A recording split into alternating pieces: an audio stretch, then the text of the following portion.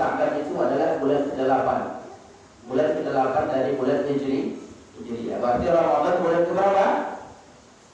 Bulan ke-9. Bulan ke-9. Kenapa dinamakan bulan Sya'ban? Sya'ban itu artinya kalau dalam bahasa Arab bercabang dan berpencar. Bercabang dan berpencar. Ya, kenapa Sya'ban itu dinamakan dengan bulan Sya'ban? Karena dikatakan oleh ahli sejarah litasa'ubil qaba'il fil gharat, karena pada bulan Sya'ban itu kabilah dahulu, ya dahulu kala kabilah-kabilah Arab itu berpencar untuk melakukan perperangan. Nah, jadi pada dahulu uang Arab itu bahwa pada bulan Sya'ban ini berpencar, ya, dan menyebar di berbagai penjuru untuk melakukan perperangan. Ini pendapat yang pertama. Ada sebagian ahli sejarah mengatakan kenapa dinamakan Sya'ban? Karena mereka menganggap Sya'ban itu artinya muncul, suatu yang muncul, suatu yang tampak. Kalau tadi mereka mengatakan Sya'ban itu artinya berpencar. Kenapa? Karena orang Arab dulu berpencar pada bulan ini untuk melakukan perperangan.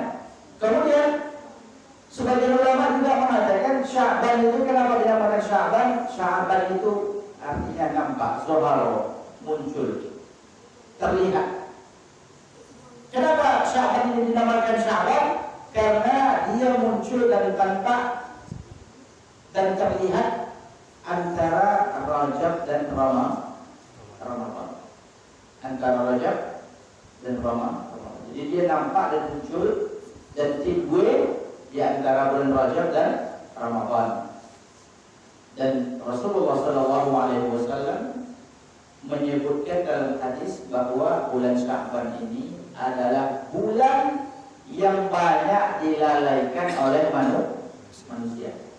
Iyalah, ya, kalau orang Panggale, ya, masyarakat nang Panggale, boleh Panggale baju, itu menjadikan bulan Sya'ban ini menjadi momen untuk persiapan. Baca modal banyak-banyak, kemudian belanja banyak-banyak. Ada hadis yang mengatakan, hadis yang diriwayatkan oleh Usama bin Zaid. Usama bin Zaid adalah cucu angkat dari Rasulullah SAW, karena beliau ini adalah anak daripada Zaid bin Harithah. Dahulu beliau ini diangkat oleh Rasulullah menjadi anak. Setelah turun ayat, hukum anak angkat itu dibatalkan dalam agama Islam. Jadi ada ayat yang membatalkan hukum anak angkat. Wa ulul arham ba'duhu awla bi ba'din fi kitabillah.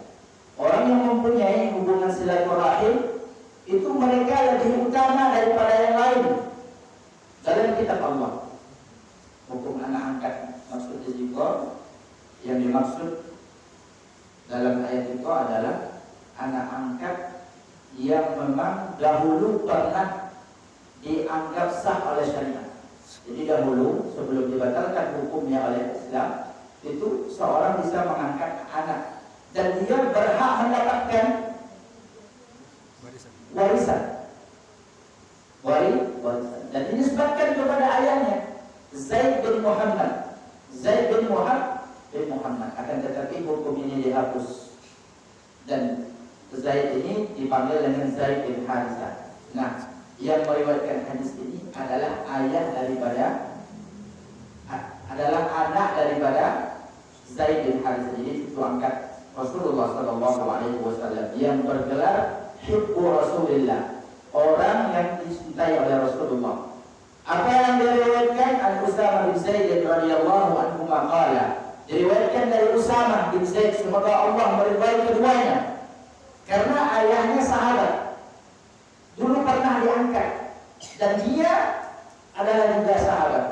Maka dia pernah menjadi panglima perang, ya, Panglima perang umurnya 17 tahun. 17 tahun umurnya.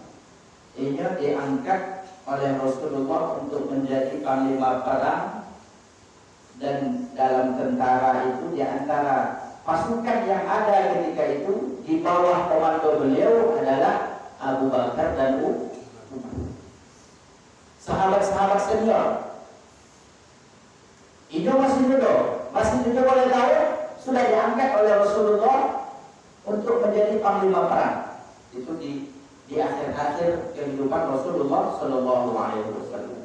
Itu karena saking hebatnya, karena saking mantapnya beliau dalam masalah taktik perang. 70 tahun lagi memimpin perang. Bayangkan. Dan dia dapat gelar Hibbu Rasulullah, orang yang dicintai oleh Rasulullah Shallallahu Alaihi Wasallam. Usamah bin Zaid ini berkata, Ya Rasulullah, lam araka tasumu syahran min asy-syuhur ma tasumuhu bi Sya'ban. Nah, wahai Rasulullah, kata Usamah bin Zaid, karena dia sangat dekat dengan Rasulullah, aku tidak pernah melihat engkau puasa pada bulan-bulan lain seperti engkau puasa pada bulan Sya'ban. Kata Usamah bin Zaid, Ya Rasulullah, aku tidak pernah melihat engkau puasa pada bulan-bulan lain sebagaimana engkau berpuasa pada bulan Sya'ban.